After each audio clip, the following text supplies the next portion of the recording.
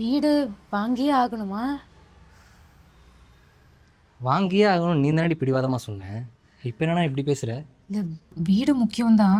ஆனால் நம்ம இருக்க அந்த நிலமையில வேணுமான்னு யோசிக்கிறேன். அதை தானடி நானும் சொன்னேன்.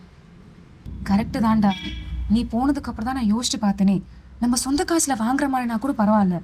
ஆனால் லோனு இஎம்ஐ போட்டுலாம் வாங்கினா அந்த வீட்டில் நம்மளால நிம்மதியாக இருக்க முடியுமா?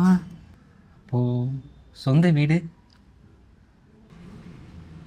ஆமாண்டா, வேணும் தான். ஆனால் அதை நம்ம சம்பாரிச்சு சேர்த்து வச்சு வாங்கலாம். அது எவ்வளோ வருஷம் ஆனாலும் பரவாயில்ல. நானும் உனக்கு சப்போர்ட் பண்ணுறேன். என்னதான் இருந்தாலும் நம்ம சம்பாரிச்சு சேர்த்து வச்ச காசில் வாங்குற மாதிரி இருக்காதுல்ல. அப்போதான் நிம்மதியும் சந்தோஷமும் இருக்கும். என்ன சொல்கிறேன்?